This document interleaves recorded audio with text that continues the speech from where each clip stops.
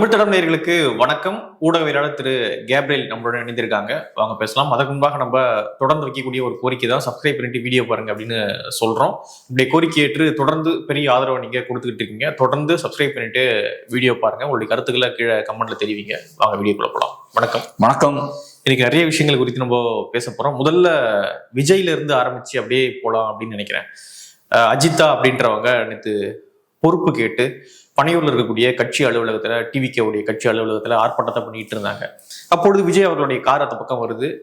அவங்க போய் மறிக்கிறாங்க, இந்த லேடி போய் மறிக்கிறாங்க. ஆனா விஜய் அவர்கள் அதை கண்டுக்காம வேகமாக கார் எடுத்துட்டு போறாரு. அந்த அம்மாவை லைட்டா ஓரம் தள்ளிட்டு அவங்க மட்டும் இறங்காம கார் எடுத்துட்டு போறாங்க. ஸோ இது பெரிய விமர்சனத்தை நேற்று எழுப்பியிருக்கு. 2 கொள்கை தலைவராக பெண்களை வைத்திருக்கும் அப்படின்னு பெருமை பேசுறீங்க டிவிக்கே. ஆனா ஒரு பெண் பொறுப்பு தரலன்னு சொல்லிட்டு காலையில இருந்து பிரச்சனை பண்றாங்க, காரை மறிக்கிறாங்க. என்னன்னு கூட்டு பேசலாம்ல, என்ன அவ்வளவு பெரிய பண்ணையார்த்தனம் உங்களுக்கு அப்படின்னு சொல்லிட்டு விமர்சனம் பண்ணிட்டு இருந்தாங்க நேத்துல இருந்து. எப்படி பாக்குறீங்க? அந்த பொறுப்பு கடைசி வரைக்கும் அவங்களுக்கு வரவே இல்லை, வேற ஆளுக்கு ஒதுக்கப்பட்டுருச்சு அந்த பொறுப்பு. அந்த அம்மா பண்ணதும் சரி கிடையாது. பார்ட்டி டிசிப்ளின் ஒண்ணு இருக்கு. உங்களுக்கு ஒரு பொறுப்பு கொடுக்கலன்னா ஸ்ட்ரைட்டா நீங்க அங்க போய் நிக்க கூடாது. பட் அன்பார்ச்சுனேட்லி இது ஒரு பார்ட்டியே இல்லை, அதான் ஒரு சிக்கல். பட் இப்ப இதுல சில விஷயங்கள் பேசிட்டு நம்ம அங்க வருவோம். இப்ப டிவிகேன்ற ஒரு கட்சி இருக்கு. அந்த கட்சி எப்பெல்லாம் நியூஸ்ல வருதுன்னு பாருங்க. பயங்கரமான கொள்கையை வச்சிருக்காங்க, சித்தாந்தம் வச்சிருக்காங்க, இந்த இஷ்யூல இப்படிப்பட்ட ஒரு ஸ்டாண்ட் எடுத்திருக்காங்க, இந்த கட்சியை இப்படி பயங்கரமா விமர்சிச்சிருக்காங்க, இப்படிலாம் அரசியல் பேசி அவங்க என்னைக்குமே நியூஸ்ல வந்தது கிடையாது. அவங்க எப்பெல்லாம் நியூஸ்ல வராங்கன்னு பார்த்தோம்னா தவறான காரியங்களுக்கு தான் நியூஸ்ல வராங்க. இப்ப இந்த அம்மா பார்த்தோம்னா அங்க போய் வண்டியை மறிக்கிறாங்க. இதுக்கு முன்னாடி இன்னொரு மாவட்ட செயலாளர் ஏதோ ஒரு பெண்ணு கிட்ட தவறா நடந்துக்கிட்டாரா, நைட் எங்கேயோ போயிட்டார் அப்படின்னு அவர் மேல ஒரு குற்றச்சாட்டு. அதுக்கப்புறம் அவரை நீக்கிறாங்க. இதே மாதிரி ஒரு மாநாடு போடுறாங்கன்னா அங்கேயும் பார்த்தோம்னா டாஸ்மார்க்கு போறாங்க, பொருட்சேதம் ஏற்படுத்துறாங்க. அப்புறம் இந்த மேடையில இருந்து ஒருத்தர் தூக்கி எறியப்படுறாரு. ஒரு பெரிய போல் ஒரு பெரிய வண்டி மேல சாஞ்சிருச்சு. அப்புறம் குடிக்கிறது தண்ணி இல்லைன்னு அந்த டாய்லெட்ல வச்ச தண்ணி தான் யூஸ் பண்றாங்க. இப்படிப்பட்ட நியூஸ் தான் இந்த கட்சியை பத்தி வருமே தவிர கொள்கை சார்ந்தோ, அரசியல் சார்ந்தோ, போராட்டங்கள் சார்ந்தோ, அரசியல் செயல்பாடு சார்ந்தோ நியூஸே என்னைக்கும் இந்த கட்சியை பத்தி வராது. சோ இது ஒரு முக்கியமான ஒரு விஷயம். 2வது, தமிழ்நாட்டுல ஏகப்பட்ட கட்சி இருக்கு, இந்தியாலையும் ஏகப்பட்ட கட்சி இருக்கு. ஆனா இந்த மாதிரியான பிரச்சனைகள்லாம் வேற எந்த கட்சிக்காவது வந்திருக்கா? இப்ப அதிமுகல, திமுகல, மற்ற கட்சிகள்ல ஏகப்பட்ட மாவட்ட செயலாளர்கள் இருக்காங்க. நூற்றுக்கணக்கான பேர் இதுக்கு முன்னாடி இருந்திருக்காங்க, இன்னைக்கும் இருக்காங்க. அதுல நிறைய பேர் இதுக்கு முன்னாடியும் அதிருப்தியில இருந்திருப்பாங்க, இன்னைக்கும் இருக்காங்க. இந்த கட்சிகள் எல்லாம் யாராவது இந்த மாதிரி பொறுப்பு வழங்கல் அப்படின்றதுக்காக காரை மறிச்சு சண்டை போடுறாங்களா? அதே மாதிரி இந்த கட்சிகள்ல ஒரு மாவட்ட செயலாளர் இந்த மாதிரிலாம் சிக்கி நீங்க பாத்திருக்கீங்களா? மேபி 1-2 பேர் இருப்பாங்க. ஆனா இவ்வளவு பெரிய வரலாறு கொண்ட கட்சிகள்ல கூட இந்த மாதிரி நடந்தது கிடையாது. கரூர் சம்பவம் மாதிரி ஏதாவது ஒரு கட்சிக்கு நடந்திருக்கா? ஏன் இந்த கட்சிக்கு மட்டும் இப்படி நடக்குது? அது காரணம் என்னன்னா, இது ஒரு கட்சியே இல்லை, அதான் சிக்கல். இப்ப ஒரு மாவட்ட செயலாளர் அப்படின்றது ஒரு பொறுப்பு. அந்த பொறுப்புல ஒருத்தர் உட்கார வைக்கிறீங்கன்னா ஒரு ப்ராசஸ் இருக்கும். திமுகல ஒருத்தர் மாவட்ட செயலர் ஆகிறாருன்னா ஒரு ப்ராசஸ் இருக்கும். அதிமுகவும் அப்படிதான், மற்ற கட்சிகளுக்கும் அப்படிதான். அவரு ஒரு ஸ்டெப் பை ஸ்டெப்பா வந்திருப்பாரு, சில வேலைகள்லாம் செஞ்சிருப்பாரு. சில வேலைகள்லாம் செய்யக்கூடிய கெப்பாசிட்டி அவருக்கு இருந்தாதான் நீங்க அந்த பொறுப்புல அவர் உட்கார வைப்பீங்க. சோ அப்படி இருக்கும்போது ஒரு ப்ராசஸ கடந்து வரும்போது அவரு சிஸ்டம்க்கு உட்பட்டு செயல்படுவார். அவர் இங்க பார்த்தோம்னா அதெல்லாம் கிடையாது. உங்களுக்கு கட்சி செயல்பாடே கிடையாது. அப்போ ஒரு ப்ராசஸ் இருக்கிறதுக்கான வாய்ப்பே கிடையாது. ஒரு கட்சி செயல்பாடு, ஆக்டிவிட்டி, அரசியல்லாம் இருக்கும்போது அதெல்லாம் சரியா செய்யக்கூடிய ஒருத்தனை நீங்க அந்த பொறுப்புல உட்கார வைப்பீங்க. அது நல்ல அரசியலோ கெட்ட அரசியலோ, ஆனா உங்க தேவையின் அடிப்படையில சில விஷயங்கள் செய்யறான்றதுக்காக உட்கார வைப்பீங்க. உங்களுக்கு அரசியல் செயல்பாடு இல்லைன்னா எப்படி நீங்க மாவட்ட செயலாளரை சூஸ் பண்ணுவீங்க? இங்கி பிங்கி பாங்கி போட வேண்டியதுதான். உங்களுக்கு உங்ககிட்ட எந்த ஆயுதமும் கிடையாது. சோ அப்புறம் புசி, ஆனந்த், விஜய் எல்லாம் சேர்ந்து சும்மா பேரை டக்குன்னு டிக் அடிக்க வேண்டியது, அவங்கள உள்ள உட்கார வைக்க வேண்டியது. உள்ள வரும்போது யார் வராங்க, இவன் என்ன கோளாறான ஆளா, பிரச்சனைலாம் எதுவும் தெரியாது. ஏன்னா உங்களுக்கு ஒரு ப்ராசஸே இல்ல, அரசியலை பேஸ் பண்ணி கொண்டு வரல. நீங்க பாட்டுக்கு ஏதோ ஒரு பேசிஸ்ல நீங்க உள்ள கொண்டு வரீங்க. வந்ததுக்கு அப்புறம் நீங்க பொறுப்புக்குள்ள கழுத்துல கை வைக்கிறாங்க. அது எப்படி எனக்கு பொறுப்பு கொடுக்காம போலான்னு கேட்கறாங்க. இப்படி வேற எந்த கட்சியிலாவது கேட்டிருக்காங்களா? இங்க பாத்தீங்கன்னா இந்த மாதிரியான விஷயங்கள்லாம் நடக்குது. அதுக்கான காரணம் என்னன்னா, இந்த கட்சிக்கு அரசியலே இல்லாம அரசியல் மயப்படாத ஆட்களை நீங்க உள்ள கொண்டு வந்தீங்கன்னா இதுதான் நடக்கும். அந்த பெண் பண்ணதுக்கு கரெக்ட் கிடையாது. ஒரு பார்ட்டியில நீங்க இருக்கிறீங்கன்னா ஒரு பார்ட்டி டிசிப்ளினுக்கு உட்பட்டு தான் செயல்படணும். ஒரு பதவி கொடுக்கல உடனே அடுத்தது டக்குனு காரம் மறிப்பீங்களா? தலைவரோட காரம் மறிப்பீங்களா? இந்த கட்சியில தான் அதெல்லாம் நடக்கும். அவங்க எப்படி பதவி கொடுக்காம நீங்க போவீங்க? நான் காரை விட மாட்டேன்னு காரை மறிக்கிறாங்க. அது காரணம் இவங்களுக்கு அரசியல் பத்தின எந்த புரிதலுமே இல்லை. ஸோ இப்படிப்பட்ட ஒரு கட்சியை பில் பண்ணி வச்சிருக்காங்க. அப்புறம் ரீசெண்டா பாக்குறேன், நாமக்கல் இந்த மாவட்ட செயலாளர் அவரும் பார்த்தா தப்பான காரியத்துக்கு தான் நியூஸ்ல வர்றாரு. அவரு பாட்டுக்கு நைட் எங்கேயோ கிளம்பி போறாரு. போனதுக்கு அப்புறம் அங்க பிரச்சனையாகுது. அதுக்கப்புறம் அவரை கூப்பிட்டு அவரோட பதவியை பறிச்சிட்டாங்கன்னு நினைக்கிறேன். இந்த சிக்கல்கள்லாம் நடந்துட்டு இருக்கு. இதுக்கான காரணம் என்னன்னா, அவர் யாருன்னே இவங்களுக்கு தெரிஞ்சிருக்காரு. இப்ப திமுக அதிமுகன்னா கோயம்புத்தூர்ல ஒரு மாவட்ட செயலாளரை போடுறாங்கன்னா அங்க ஒரு 10 பேர் இருப்பாங்க, போட்டிக்கு ஒரு 10 பேர் இருப்பாங்க. அதுல இவங்க வசதிக்கு ஏற்ற மாதிரி சில தேவைகளின் அடிப்படையில ஒருத்தரை போடுவாங்க. அப்ப யாரு என்னன்ற விஷயம்லாம் அவங்களுக்கு தெரியும். இதுக்கு முன்னாடி ஒரு 10 வருஷம் டிராவல் பண்ணிருப்பாரு அந்த கட்சியில. இந்த பேஸ் எல்லாம் இருக்கும். இங்க யாரு ஏதுன்னே தெரியாது இவங்களுக்கு. சோ அப்ப இவங்க பாட்டு கண்மூடித்தனமா அதை 4-5 பேரை போடுறது, இவங்களுக்கு செயல்பாடும் கிடையாது. இவங்களோட வேலை சும்மா உட்கார்ந்து இருக்கிறதா மாவட்டங்கள்ல. அதை தாண்டி இந்த மாதிரியான தவறான வேலைகள் பாக்குறது. அப்ப கட்சிக்கு லைபிலிட்டியா மாறிடுறாங்க. உடனே ரியாக்ட் பண்ணி பட்டுன்னு எடுத்து போறது. கொடுக்குற வேலை சும்மா இருக்கிறதா, அதை தவிர தேவையில்லாத வேலைகள் பார்க்கும்போது இவங்களுக்கு பிரச்சனை வருது. இதுதான் அந்த கட்சியோட பிரச்சனை. ஓகே. அப்புறம் இன்னொரு விஷயம் என்ன அப்படின்னு பார்த்தீங்கன்னா, பியூஷ் கோயல் அவர்கள் ஒரு விஷயம் சொல்லியிருந்தாரு, மத்திய அமைச்சர். ஸோ அதுவுமே பேசு பொருளாக இருக்கு. என்னன்னா, நம்ம விஜய் அவர்களை விமர்சனம் பண்ண வேண்டிய அவசியம் கிடையாது. ஏன்னா சிறுபான்மை மக்களுடைய ஓட்டை திமுகவுக்கு போக வேண்டிய அந்த ஓட்டை சரிபாதியா பிடிக்கக்கூடிய வேலையை விஜய் அவர்கள் செய்கிறாரு.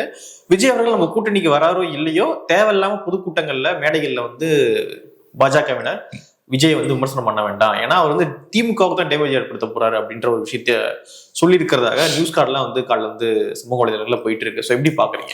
அது 2 பார்ட் இருக்கு. ஒண்ணு, விஜய் திமுகவோட ஓட்ஸை உடைக்கிறார் அப்படின்ற ஒரு பார்ட். 2வது, விஜயை விமர்சிக்க வேண்டாம் அப்படின்றது செகண்ட் பார்ட். ஸோ ஃபர்ஸ்ட் பார்ட்டை பொறுத்தளவுல இப்ப விஜயோட அரசியல் திமுக எதிர்ப்பு அரசியல். ஸோ அதனால பாதிப்பு டெஃபினட்டா அதிமுகவுக்கு தான். அதிமுக ஓட்டை தான் உடைக்கிறாரு, அதிமுக ஓட்டை தான் குறி வைக்கிறார். ஆனா விஜயை பொறுத்தளவுல கூட்டணிக்குள்ள வரல அப்படின்ற ஒரு சூழல் இருக்கும்போது விஜய் எப்படி டீல் பண்ணலாம் அப்படின்னா, ஒரே வழி என்னன்னா, விஜய் எப்படி உங்க ஓட்டை உடைக்க தான் போறாரு. பாஜக ஓட்டையும் உடைக்க தான் போறாரு, அதிமுக ஓட்டையும் உடைக்க தான் போறாரு, என்டிகே ஓட்டையும் கொஞ்சம் உடைக்க தான் போறாரு. ஏன்னா இந்த கட்சிகள் எல்லாமே திமுக எதிர்ப்பு பேசக்கூடிய கட்சிகள். அப்ப விஜய் வந்தாருன்னா இவங்களுக்கு எல்லாம் டேமேஜ் ஓரளவுக்கு இருக்கும். அதை முடிஞ்ச அளவுக்கு எப்படி கம்மியாக்கலாம் அப்படின்னு பார்த்தா, விஜயை ஒரு கிறிஸ்டியனா பிராண்ட் பண்ணலாம். விஜயை கிறிஸ்டியனா பிராண்ட் பண்ணும்போது கிறிஸ்டியன் ஓட்ஸை கொஞ்சம் இந்த பக்கம் கொண்டு வரதுக்கான வாய்ப்பு இருக்கு. ஸோ அந்த வேலையை பார்த்தோம்னா, இங்க இருக்கக்கூடிய பாஜக ஆட்கள் சில பேர் யூடியூப்ல எல்லாம் பண்றதை பார்க்க முடியுது. யூடியூபா இருக்கலாம், ஃபேஸ்புக்கா இருக்கலாம், இந்த சோசியல் மீடியா பிளாட்ஃபார்ம்ஸ்ல பண்றாங்க. இது ஒரு ஸ்ட்ராட்டஜி. ஸோ பாஜகவை பொறுத்தளவுல அவருக்கு கிறிஸ்தவ ஓட்டுகள் நிறைய வரும் அப்படின்ற மாதிரி அவரை பிராண்ட் பண்ற அந்த முயற்சியில ஈடுபடலாம். அது பெருசா ஒர்க் அவுட் ஆகாது. ஆனா பாஜக கையில இந்த ஒரு ஆப்ஷன் தான் இருக்கு. ஏன்னா எப்படியுமே அவரு அதிமுக ஓட்டு தான் உடைக்க போறாரு. அப்ப கொஞ்சம் அந்த டேமேஜை மினிமைஸ் பண்ணணும்னா இவர் எல்லாருக்குமான ஆள்ல அப்படின்ற ஒரு மத சாயல் அவருக்கு ஒண்ணு பூசலாம். 2வது, அதை பூசும் போது திமுகவோட மைனாரிட்டி ஓட்ஸை லைட்டா உடைக்கலாம். அதுக்கான வாய்ப்பு இருக்குன்னு சொல்றது நடக்கும்னு சொல்லல. ஏன்னா ஏற்கனவே ஹெச்ராஜ் அதுக்கு முன்னாடி அந்த என்ன படம் வரும்போது பண்ணாரு, ஜோசப் விஜய் கான்ட்ரவர்சி எல்லாம் கொண்டு வந்தாரு. சர்க்கார் நினைக்கிறேன் மெர்சலுக்கு முன்னாடி வந்தது அது. சர்க்கார் நினைக்கிறேன், சர்க்கார் ஏதோ ஒரு படம். ஆனா ஹெச்ராஜா அதெல்லாம் பண்ணும்போதுதான் விஜய் எனக்கு தெரிஞ்ச அந்த நெக்ஸ்ட் ஸ்டேஜுக்கு போறாரு. இந்த சர்க்கார் அந்த இதெல்லாம் வரும்போதுதான் அந்த அந்த ஒரு விஜய் அஜித் விஜய்ன்றவங்க ஏறக்குறைய ஈக்குவலா இருக்காங்க. அந்த செகண்ட் ஸ்டேஜுக்கு விஜய் அப்பதான் போறார், நெக்ஸ்ட் ஸ்டேஜுக்கு போறார். ஸோ அதனால அந்த பாலிடிக்ஸ் பெருசா ஒர்க் ஆகாது. பட் பாஜக கையில இந்த ஒரு ஆப்ஷன் தான் இருக்கு, அதை அவங்க யூஸ் பண்றாங்க. நான் ஏன் மைனாரிட்டி ஓட்ஸ் விஜய்க்கு போகாதுன்னு ஏற்கனவே சொல்லியிருக்கேன். ஏன்னா மைனாரிட்டிஸை பொறுத்தளவுல பாஜகவை பெரிய ஒரு த்ரெட்டா பாக்குறாங்க. அவங்களுக்கு சிங்கிள் அஜெண்டா இதுதான், பாஜக பவருக்கு வந்துடக்கூடாது. ஸோ பாஜக வரக்கூடாதுன்னா என்ன பண்ணணும்? காங்கிரஸ் பார்ட்டி எந்த அலைன்ஸ்ல இருக்காங்களோ அவங்களுக்கு ஓட் போடணும். காங்கிரஸ் பார்ட்டி தான் நேஷனல் லெவல்ல பாஜகவை ஃபைட் பண்றாங்க. ஸோ அந்த வகையில டிஎம்கேவை அவங்க சூஸ் பண்றாங்க. காங்கிரஸ் பார்ட்டி டிஎம்கேவுக்கு அந்த லெஜிட்டமசியை வழங்குறாங்க. 2வது விஷயத்துக்கு வருவோம். விஜயை விமர்சிக்க வேண்டாம் அப்படின்ற ஒரு பாயிண்டையும் சொல்றாரு. சரி, விஜய் உள்ள வரலன்றதுக்காக ஃபர்ஸ்ட் ரைட் ஆகி அதுக்கப்புறம் அவர் அட்டாக் பண்ணாதீங்கன்றாங்க. இது நேச்சுரலான ஒரு விஷயம் தான். பாஜகவை எடுத்துக்கிட்டீங்கன்னா அதிமுகவை பெருசா விமர்சிக்க முடியாது, அவங்களுக்கு அதே மாதிரி என்டிகேவை விமர்சிக்க முடியாது. அதிமுகவோட அவங்க கூட்டணி வைக்கலனாலும் பெரிய அளவுக்கு அதிமுக விமர்சிக்க முடியாது. திமுகவை தான் பிரைமரி டார்கெட்டா அவங்க வைப்பாங்க. அதுக்கான காரணம் என்னன்னா, அதிமுகவும் சரி, பாஜகவும் சரி, என்டிகேவும் சரி, டிவிகேவும் சரி, இவங்க எல்லாமே ஆன்டி டிஎம்கே பொலிட்டிக்ஸை கையில் எடுக்கக்கூடிய கட்சி. ஆன்டி டிஎம்கே ஓட்டர்ஸை பொறுத்தளவுல நம்ம பார்க்கும்போதே தெரியுது. ஆன்டி டிஎம்கே ஓட்டர்ஸ் அவங்க கேட்க விரும்புறது என்ன? ஆன்டி டிஎம்கே கதைகளை தான் கேட்க விரும்புவாங்க, ஆன்டி டிஎம்கே அரசியலை தான் கேட்க விரும்புவாங்க. நீங்க ஆன்டி டிஎம்கே அரசியலை பண்ணாம விஜய் பக்கம் திரும்பினீங்கன்னா அது விஜய்க்கு தான் பப்ளிசிட்டி கொடுக்கும், அது விஜய்க்கு தான் வலு சேர்க்கும். ரெண்டாவது உங்க அரசியலும் டைலூட் ஆகி போயிடும். வெளியே இருந்து பாக்குறதுக்கு விஜய் ஒரு பெரிய ஃபோர்ஸ்ன்ற மாதிரி தோணும். ரெண்டாவது நீங்க வீக்கா இருக்கிற மாதிரியும் தோணும், நீங்க விஜயை பார்த்து அச்சப்படுறீங்க அப்படின்ற மாதிரியும் தோணும். ஏன்னா ஏற்கனவே விஜய் செய்ய முயற்சி பண்றது என்னன்னா, நீங்க வீக்கா இருக்கீங்க, அதிமுக பாஜக கூட்டணி வீக்கா இருக்கு, நான் தான் திமுகவுக்கு எதிராக சண்டை போட்டுருக்கேன்ற இமேஜை கட்டமைக்கிறாரு. இந்த நேரத்துல உங்களோட வேலை என்னவா இருக்கணும்னா அந்த நரேட்டிவை உடைக்கணும். நிஜமான சண்டை எங்களுக்கும் திமுகவுக்கும் தான்ற நரேட்டிவை நீங்க கட்டணும். அதை விட்டுட்டு நீங்க விஜய் கூட சண்டைக்கு போனீங்கன்னா நீங்க விஜயோட அந்த வலையில போய் சிக்கிடுவீங்க. சோ அவர் என்ன சொல்றாரு, நண்பர்களே நீங்க விஜய் பக்கம் திரும்பாதீங்க, நம்ம டார்கெட் திமுக, சோ அந்த பக்கம் திரும்புங்க, அந்த நரேட்டிவை கட்டுறதுக்கான வேலைகளை பாருங்கன்னு சொல்றாரு. இது பிராக்டிக்கலான ஒரு விஷயம் தான். சோ அந்த விஷயத்த பண்றாங்க, அது பண்ணிதான் ஆகணும். அடுத்ததாக முக்கியமான விஷயம், பியூஷ் கோயல் அவர்கள் முக்கியமா தமிழ்நாடு வந்ததே வந்து தொகுதி பங்கீடு செய்யதான், பிஜேபிக்கும் அதிமுகவுக்குமான தொகுதி எவ்வளவு அப்படின்றத பேசதான் வந்தாருன்னு சொல்றாங்க.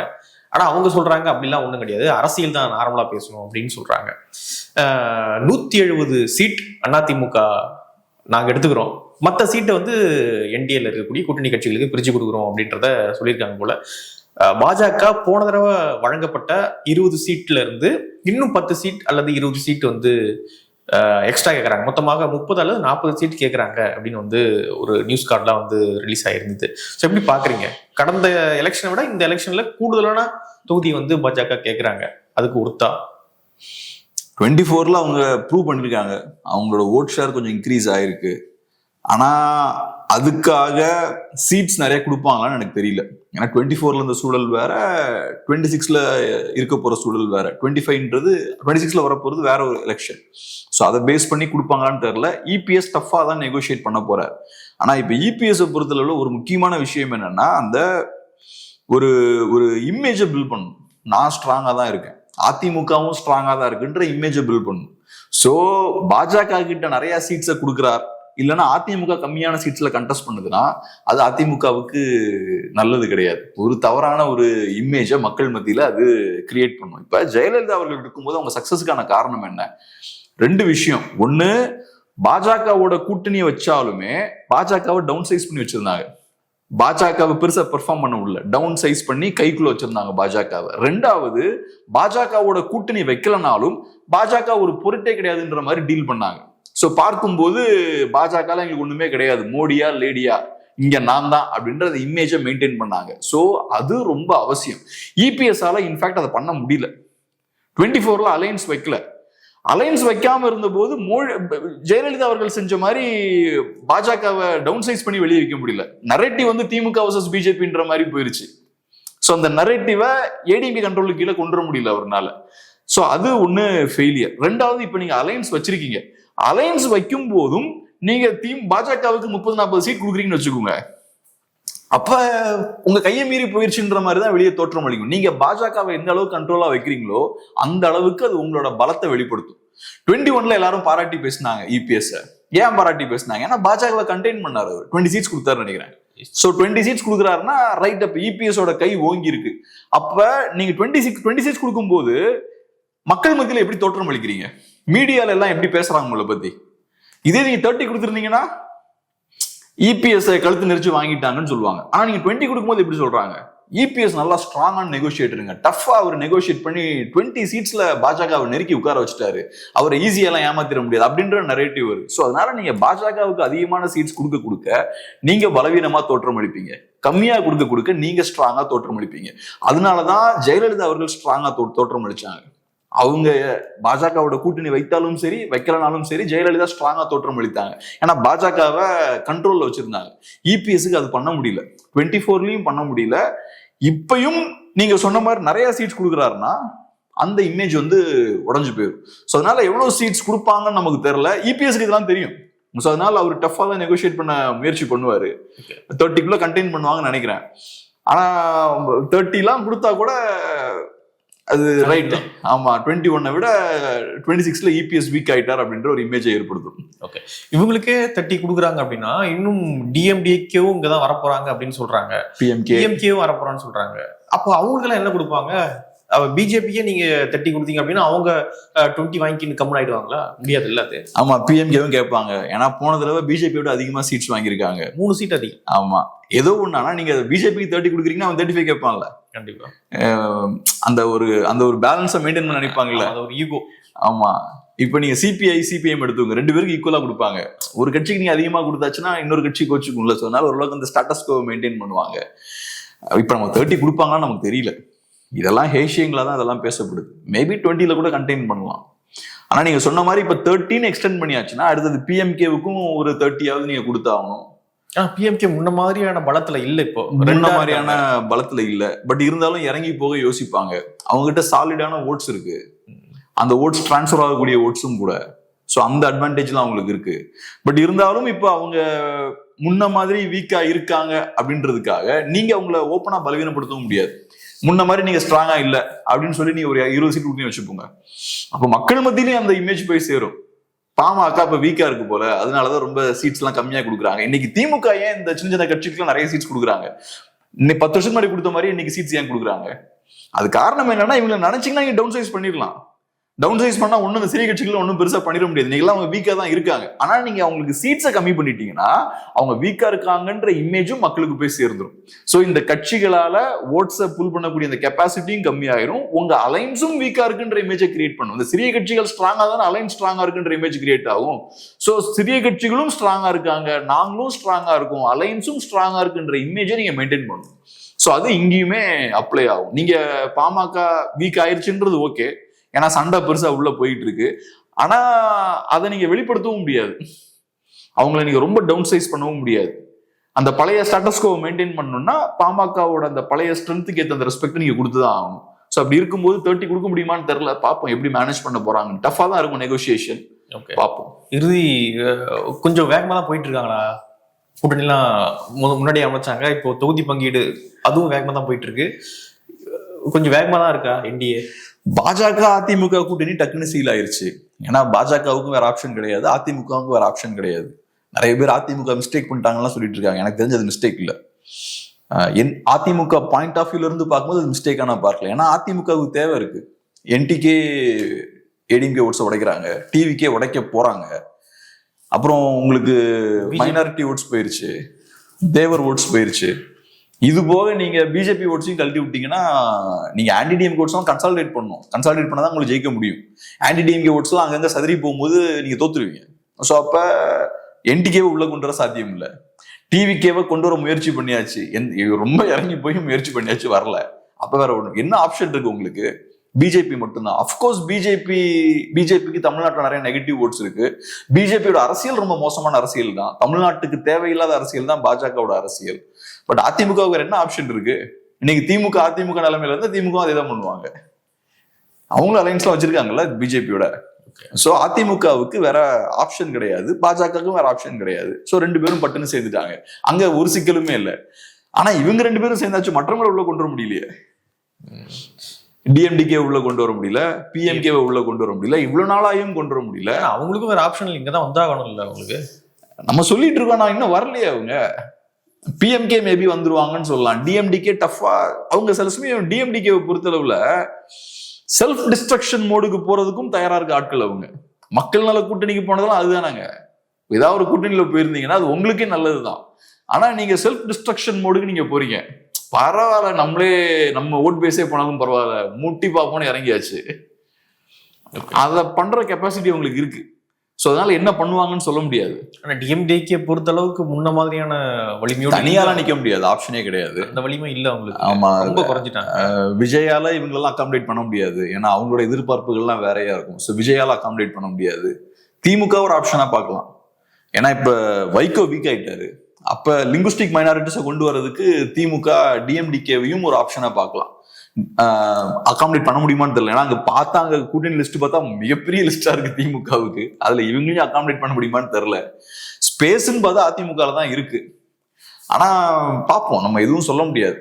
ஓகே, நேற்று ஒரு கிறிஸ்துமஸ் விழா, கன்னியாகுமரியில ஒரு கிறிஸ்துமஸ் விழா. அந்த விழாவில் தாவேகாவுடைய நிர்வாகிகள்லாம் கலந்துக்கிறாங்க அப்படின்ற செய்தி. அதுக்கப்புறம் காங்கிரஸோடைய எம்பிக்கெல்லாம் கலந்துக்கிறாங்க.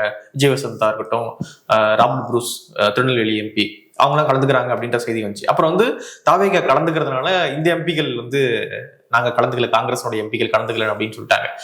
ஆனா திருச்சி வேலுச்சாமி அவர்கள் அந்த கூட்டத்துல கலந்துக்கிறாரு. கிறிஸ்துமஸ் கூட்டத்துல தாவேகாவுடைய நிர்வாகிகள் எல்லாம் மேடையில் இருக்காங்க, ஆதவர்ஜனா இருக்காரு, அருண்ராஜ் இருக்காங்க, எல்லாம் மேடையில் இருக்காங்க. அப்பொழுது சொல்றாரு, இந்த கூட்டம் வந்து பிள்ளையார் சொல்லி போட்டிருக்காங்க, இந்த கூட்டத்தின் மூலியமாக ஒரு பிள்ளையார் சொல்லி போடப்பட்டிருக்கு, புரிஞ்சவங்க புரிஞ்சுங்க அப்படின்னு சொல்றாரு. என்ன சொல்ல வர்றாரு? இது என்ன சொல்ல வராங்கன்னா, காங்கிரஸ் பார்ட்டிக்குள்ள ஒரு டிசிப்ளின் இல்லைன்றதான் காட்டுது, வேற ஒண்ணுமே. தாவேகா காங்கிரஸ் கூட்டணி அதெல்லாம் போகாது. திருச்சி வேலுச்சாமி அங்க போய் நிக்கிறதால கூட்டணி ஃபார்ம் ஆயிருமா என்ன? ஓகே, அதெல்லாம் ஃபார்ம் ஆகாது.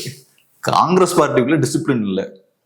ஒரு முடிவு எடுத்தா டிசிப்ளின்டான ஒரு முடிவு எடுக்கணும். அந்த கெப்பாசிட்டி இந்த கட்சிக்கு இல்லை, அன்பார்ச்சுனேட்லி. இது பெரிய ஒரு வருத்தமான விஷயம் தான். ஒரு பெரிய கட்சி, பெரிய ட்ரெடிஷன் உள்ள கட்சி, டிசிப்ளின்டா கோஆர்டினேட்டடா ஒரு விஷயத்த அவங்களால பண்ண முடியல. பார்ட்டி டிசிப்ளின் இல்லைன்னா ஒரு பார்ட்டி நிக்கவே செய்யாதுங்க. அது வீழ்ச்சி நோக்கி தான் போயிட்டு இருக்கு. ஸோ ஒரு மாவட்டம் இருக்கு, அங்க ஒரு விஷயத்த நம்ம பண்றோம்னா டிசிப்ளின்டா கோஆர்டினேட்டடா நம்ம எல்லாம் சேர்ந்து செயல்படணும். அதுதானே பார்ட்டி டிசிப்ளின். இப்ப ஒரு ஒரு ஒரு 100 பேர் ஒரு கட்சியில இருக்கும், 51 பேர் ஒரு முடிவு எடுக்கிறாங்க. அப்ப மீதி 41 பேர் அந்த முடிவை ஏத்துக்கலனாலும் அந்த 51 பேர் எடுத்த முடிவை எல்லாருமே 100 பேரும் ஏத்துக்கணும். அது ஏத்துக்கிட்டு நீ செயல்படணும். அது பேர் தான் பார்ட்டி டிசிப்ளின். அப்பதான் பார்ட்டி ஒரு ரூட்ல போகும். 75 பேர் ஒரு ஸ்டாண்ட் எடுப்போம், 25 பேர் இன்னொரு ஸ்டாண்ட் எடுப்போம். நீ 75 பேர் எடுத்தாலும் நான் கேட்க முடியாது, ஏன்னா எனக்கு வேற ஸ்டாண்ட் இருக்கு, நான் பாட்டுக்கு எனக்கு பிடிச்சதான் பண்ணிட்டு இருப்பேன்னா வண்டி ஒரு டைரக்ஷன்ல நகராது இல்ல. கட்சியே 2 டைரக்ஷன்ல நகர்ந்துட்டு இருக்கும். பாக்குறவன் என்ன யோசிப்பான்? இப்ப மக்கள் இதை பார்த்துட்டு இருக்காங்க, காங்கிரஸோட ஸ்டாண்ட் என்னதானே புரியலையே அப்படின்னு தானே பார்ப்பாங்க. நமக்கு கிளியரா தெரியுது, காங்கிரஸ் வேற எங்கேயும் போக முடியாது, திமுகவோட தான் சேர்ந்து இருக்கணும், திமுக கொடுக்குற சீட்ஸ் தான் வாங்கிட்டு இருக்கணும், அதெல்லாம் புரியுது. ஆனா சாதாரண மக்கள் பார்க்கும்போது இப்ப அது ஒரு டிபேட்டா கிளம்புது இல்ல, மீடியால அதெல்லாம் பேசுறாங்க இல்ல. அதுக்கேற்ற மாதிரி இவரும் ஏதோ பேசிட்டு போறாரு, பிள்ளையார் சொல்லி போட்டாங்கன்னு பேசிட்டு போறாரு. அப்ப சரி வேற ஏதோ நடக்குது போல அப்படின்னா மக்கள் யோசிப்பாங்க. சோ அதுக்கெல்லாம் ஸ்பேஸே கொடுக்க கூடாது. ஆனா ப்ராப்பரா காங்கிரஸ் எம்பிக்கெல்லாம் அதுல கலந்துக்கல. இவங்க கலந்துக்கிறாங்க அப்படின்னு சொல்லிட்டு டிவிக்கு நிர்வாகிகள் கலந்துக்கிறாங்கன்ட்டு அவங்க கலந்துக்கல. ஏதோ பிரச்சனை, ஏதாவது சலசலப்பு ஏற்படுது. ஆனா அவர் போய் கலந்துக்கிட்டு இது ஒரு பிள்ளையார் சொல்லி போட்டு இருக்காங்க இந்த கூட்டத்தின் மூலியமாகன்றாரு. சும்மா பேசுறாரு, அவ்வளவுதான். அதான் ஒரு டிசிப்ளினே இல்லை, ஒரு இன்டர்னல் பார்ட்டி டிசிப்ளினே இல்லாம இருக்காங்க. ஸோ அப்படி இருக்கும்போது இந்த கட்சி சொல்ற விஷயங்களையும் செய்யற விஷயங்களையும் யாரும் சீரியஸா எடுத்துக்க மாட்டாங்க. ஸோ நீங்க நிஜமாவே பிஜேபி எல்லாம் ஃபைட் பண்ணணும்னா, நிஜமாவே உங்க கட்சியை நீங்க ரிவைவ் பண்ணணும்னா முதல்ல பார்ட்டி டிசிப்ளின் வேணும். ஒரு ஸ்டாண்ட் எடுத்தாச்சுன்னா பார்ட்டி ஃபுல் ஃபிளட்ஜா அந்த ஸ்டாண்டுக்கு பின்னாடி நிக்கணும். அப்புறம் 10 பேர் இந்த ஸ்டாண்ட் எடுப்பாங்க, இன்னொரு 5 பேர் அந்த ஸ்டாண்ட் எடுப்பாங்க. கேட்டா இதுதான் ஜனநாயகம், எங்க கட்சியில ஜனநாயகம் இருக்கு, மாற்று கருத்து இருக்கவங்களும் உங்களுக்கு பிடிச்ச விஷயங்கள்லாம் பேசலாம். இது பேர் ஜனநாயகம் இல்லை, இது பேரு உங்களுக்கு டிசிப்ளினே இல்லை. அன்ஆர்கனைஸ்டா இருக்கீங்க. அன்ஆர்கனைஸ்டா இருக்கீங்கன்னா you are not fit to be in politics. இந்த கட்சி இப்படிதான் இருந்திருக்கு இவ்வளவு நாளா. அதுதான் சிக்கல். இந்த கட்சி வயசான நாள் ஒரு டிசிப்ளின் இல்லாம இருக்கு. ஒரு காலத்துல டிசிப்ளின் இருந்திருக்கும், பவர்ல இருந்த போது இருந்திருக்கும். பவர் இல்லை அப்படின்னு பொழுது போயிடுச்சோ. பவர்ல இருந்த போதுன்ற விட பவருக்கு வர்றதுக்கு முன்னாடி இருந்திருக்கும். அப்புறம் பவருக்கு வந்ததுக்கு அப்புறம் கொஞ்சம் இருந்திருக்கும். அப்புறம் ஸ்லோவா அந்த டிசிப்ளின் கொஞ்சம் கொஞ்சமா போயிடும். ஏன்னா அந்த பார்ட்டி லீடர்ஷிப்லாம் வந்ததுக்கு அப்புறம் அந்த பார்ட்டி மெக்கானிசம் அவங்க டிஸ்மேண்டில் பண்ணிடுவாங்க. மேல இருக்கவங்க அவங்க வசதிக்கு ஏற்ற மாதிரி பார்ட்டியை வளைக்கிறதுக்காக அந்த ஸ்ட்ரக்சர்லாம் டிஸ்மேண்டில் பண்ணிடுவாங்க. ஒவ்வொரு போஸ்ட்டுக்கு இருக்கக்கூடிய அந்த முக்கியத்துவத்தெல்லாம் உடச்சு காலி பண்ணிடுவாங்க. அப்பதானே உங்களுக்கு பிடிச்ச மாதிரி இந்த கட்சி வச்சு விளையாட முடியும், உங்களுக்கு பிடிச்ச ஆட்களை அப்பாயின் பண்ண முடியும், பிடிக்காதவங்களை தூக்கி வெளியேற முடியும், அதெல்லாம் பண்ண முடியும். ஸோ அப்போ நேச்சுரலா பார்ட்டி டிசிப்ளினே இருக்காது. பார்ட்டி டிசிப்ளின்னா ஸ்லோவா அவங்க பார்ட்டி கிரம்பிள் ஆயிடும். ஓகே, அடுத்ததாக வந்து இந்த கூட்டணி பத்தி பேசியிருந்தோம் நம்ம, என்டிஏ கூட்டணி. அதுல என்ன சொல்லியிருந்தாங்க அப்படின்னா, ஓபிஎஸும் டிடிவி கூட அதுல வர வாய்ப்பு இருக்கு அப்படின்ற மாதிரி சொல்லியிருந்தாங்க என்டிஏக்குள்ள. ஆனா நேத்து ஓபிஎஸ் தரப்பு வந்து ஓப்பனா மறுத்துட்டாங்க.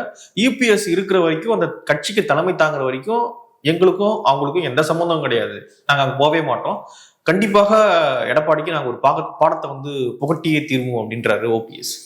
ஸோ ஓபிஎஸ் அவர்கள் அவரோட ஸ்டாண்ட் இப்ப கிளியரா சொல்லிட்டாரு. ஓபிஎஸ் அவர்கள் அதிமுகல போய் நான் சேரணும்னா இபிஎஸ் அங்க இருக்கக்கூடாதுன்னா அது என்ன, அது சாத்தியமே கிடையாது. ஸோ அப்ப எனக்கு அதிமுகல போறதுக்கான விருப்பமே இல்லை. அது போக நீங்க இபிஎஸ்க்கு நான் ஒரு பாடம் புகட்ட போறேன்னு சொல்றீங்கன்னா அதிமுகவை நான் தோக்கடிக்க போறேன்னு சொல்றீங்க, திமுகவை ஜெயிக்க வைக்க போறேன்னு சொல்றீங்க. ஸோ அப்போ உங்க ஸ்டாண்டை வந்து நீங்க தெளிவுபடுத்திட்டீங்க. அதிமுக தோக்கடிக்க போறேன்னு தான் சொல்றேன். அது ஜெயிக்கிறது யாரும், ஜெயிக்கிறது யார் ஜெயிப்பா? திமுக தானே வரப்போகுது, பாஜகவும் வரப்போறது இல்ல, பாஜகவும் இந்த அலைன்ஸ்ல தான் இருக்காங்க. விஜய் வருவார் நினைக்கிறீங்களா? விஜய் வருவார் நினைக்கிறீங்க? சரி, அதான் இந்த இதெல்லாம் சொல்லி கடைசியில திமுகவை பவருக்கு வர வைக்கக்கூடிய விஷயம்தான். அந்த வகையில ஓபிஎஸ் வந்து அவரோட ஸ்டாண்டை வந்து ரொம்ப கிளியரா வெளிப்படுத்திட்டார். டிடிவிக்கும் அதே தான். டிடிவியை பொறுத்தளவுல இபிஎஸ் அவர்களோட லீடர்ஷிப்பை ஏற்காம தான் அவரு இபிஎஸ் லீடர்ஷிப்பை சேலஞ்ச் பண்ணி தான் ஒரு கட்சியவே ஆரம்பிச்சிருக்காரு. அமமுகன்ற அந்த கட்சியே இபிஎஸ் தான் சேலஞ்ச் பண்ணுது. ஸோ அப்படி இருக்கும்போது டெக்னிக்கலா நீங்க இபிஎஸ் உடைய போய் அலைன்ஸ் வைக்க முடியாது, அதிமுக உடைய போய் அலைன்ஸ் வைக்க முடியாது. அதை எப்படி ஏத்துக்க முடியும்? ஏன் லீடர்ஷிப்பையும் நீ ஏத்துக்க மாட்டேன், அப்புறம் நான் எப்படி அந்த இதை பண்ண முடியும்? என்னோட லீடர்ஷிப்பை வீழ்த்துறது தான் உங்களோட அல்டிமேட் ஏமா இருக்கும் போது உங்களோட நான் எப்படி அலைன்ஸ் ஃபார்ம் பண்ண முடியும்? இப்ப சிபிஐஎம்மும் கம்யூனிஸ்டுகளும் திமுகவும் அலையன்ஸ் வைக்கிறாங்க. அப்கோர்ஸ் வேற வேற லீடர்ஷிப் தான். ஆனா திமுகவோட லீடர்ஷிப்பை தூக்குறது தான் எங்க அப்ஜெக்டிவ்னு இல்லைல்ல உங்களுக்கு. அப்படி இருந்தா அலையன்ஸ் ஃபார்ம் பண்ண முடியாது. ஸோ அதனால எனக்கு என்னமோ அலையன்ஸ் ஃபார்ம் பண்றது கஷ்டன்ற மாதிரி தான் இருக்கு. பட் நான் ஒரு பாயிண்ட்ல என்ன யோசிச்சேன்னா, மேபி எலெக்ஷன் கிட்ட வரும்போது இப்ப நம்ம பேசின மாதிரி அதிமுகவுக்கு நிறைய சிக்கல்கள் இருக்கு. அந்த சிக்கல்கள் எல்லாம் பேஸ் பண்ணி மேபி இபிஎஸ் கொஞ்சம் இறங்கி வருவாரோன்னு யோசிச்சேன்.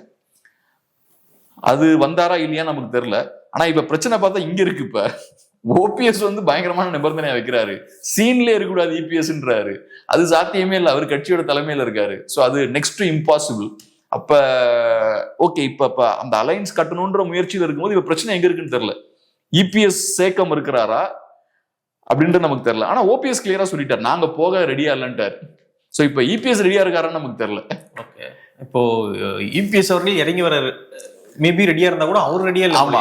சோ இப்ப நம்ம இபிஎஸ் பத்தி பேசுறதுல பிரயோஜனமே இல்ல. நம்ம இவ்வளவு நாளா பேசின விஷயம், இபிஎஸ் கொஞ்சம் இறங்கி வருவாரா, இபிஎஸ் அகாமடேட் பண்ணுவாரா, மேபி கொஞ்சம் காம்ப்ரமைஸ் ஆயிக்கலாம். டிடிவி தினகரன் அவர்கள் இபிஎஸ் சேலஞ்சே பண்ணாலுமே கூட அவருக்கு கொஞ்சம் ஓட் பேஸ் இருக்கு, ஸோ கொஞ்சம் இறங்கி வந்தா யூஸ்ஃபுல்லா இருக்குன்ற டிபேட் எல்லாம் போயிட்டு இருந்தது. இப்போ ஓபிஎஸ் அவர்களை பொறுத்தளவுல ஸ்டாண்ட் கிளியர் ஆயிருச்சு.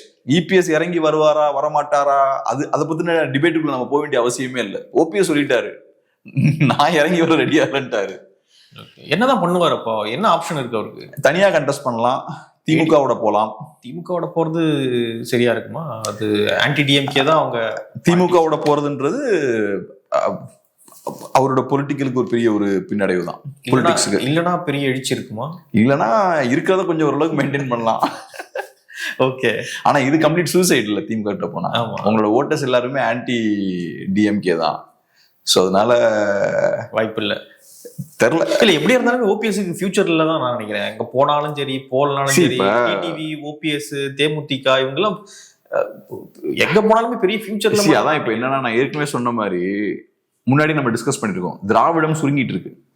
திராவிடம் எக்ஸ்பேண்ட் ஆகும்போது திராவிட கட்சிகள் புதுசு புதுசா உருவானாங்க, நிறைய பேருக்கு ஸ்பேஸ் இருந்தது. ஆனா இன்னைக்கு திராவிடம் சுருங்குது, வேற புது அரசியல் சக்திகள் உருவாக ஆரம்பிச்சிட்டாங்க. அது என்டிகேவா இருக்கலாம், பிஜேபியா இருக்கலாம், டிவிகேவா இருக்கலாம். இவங்கெல்லாம் இன்னைக்கு பெருசாக ஆரம்பிச்சிட்டாங்க. ஸோ திராவிடம் சுருங்கும் போது அப்ப நேச்சுரலா நிறைய பேர் அந்த சீன்ல இருந்து காணாம போவாங்க, நிறைய பேர் அந்த ஸ்பேஸை வந்து இழப்பாங்க. இப்போ ஒரு ஒரு ஒரு ஊர்ல பொருளாதாரம் சுருங்குன்னு வச்சுப்போமே, அப்ப என்ன ஆகும்? நிறைய ரெஸ்டாரண்ட்ஸை மூடுவாங்க, நிறைய பிசினஸ் க்ளோஸ் ஆகும். அந்த அந்த ஊரோட பொருளாதாரம் வீழ வீழ அந்த பொருளாதாரம் சுருங்க உள்ள எஃபெக்ட் இருக்கும்ல. அதேதான் திராவிடத்தோட மார்க்கெட் சுருங்கும் போது திராவிட கட்சிகள் காணாம போயிட்டு இருக்காங்க. ஒன்னு தேமுதிக வீக் ஆயாச்சு, எம்டிஎம்கே வீக் ஆயாச்சு, கம்யூனிஸ்ட்லாம் இன்னைக்கு ஏறக்குறைய திராவிட கட்சியோட ஒரு எக்ஸ்டென்ஷன் தான், அவங்க வீக் ஆயாச்சு. காங்கிரஸ் பார்ட்டி ஏறக்குறைய திராவிடத்தோட எக்ஸ்டென்ஷனா தான் இருக்காங்க, அவங்க வீக் ஆயாச்சு.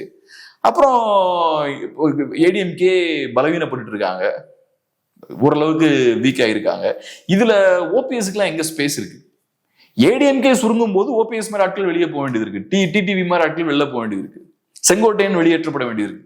ஏடிஎம்கே நிறைய ஸ்பேஸ் இருக்கும்போது எல்லாத்தையும் உள்வாங்க முடிஞ்சது. இப்ப திமுகவுக்கு நிறைய பேர் உள்வாங்க முடியுதுல்ல, அதிமுகனால ஏன் உள்வாங்க முடியல? ஏன்னா எல்லாரையும் அகாமடேட் பண்ண முடியல. ஸோ அப்ப அதிமுக சுருங்கக்கூடிய அந்த ஃபேஸ்ல இருக்கு. ஸோ அப்ப அதிமுக ஆட்கள்லாம் வெளில போயிட்டு இருக்காங்க. இப்ப இவங்க எல்லாம் வெளியே போய் தனியா நிக்க முடியுமானா நிக்க முடியாது, ஏன்னா திராவிடத்துக்கே ஸ்பேஸ் இல்லை. ஸோ லாங் ரன்ல கம்ப்ளீட்டா அவங்களுக்கு பொலிட்டிக்ஸ்ல பெரிய ஸ்பேஸ் கிடையாது. செங்கோட்டையன் அவர்கள் மாதிரி தான் நம்ம சொன்னோம்ல, அந்த ரிட்டையர்மெண்ட்டுக்கு முன்னாடி அவர் இங்க ஒரு செமி ரிட்டையர்மெண்ட் தான். இப்போ ஓபிஎஸும் ஏறக்குறைய அந்த மாதிரி தானே, ஏறக்குறைய செமி ரிட்டையர்மெண்ட்ல தான் இருக்காரு, பெரிய பொலிட்டிக்ஸ்லாம் ஒன்றும் பண்ணலையே. ஸோ அதனால ஒரு மாதிரி ஒரு எண்டை நோக்கி தான் போய்கிட்டு இருக்குன்னு தான் பாக்குறேன்.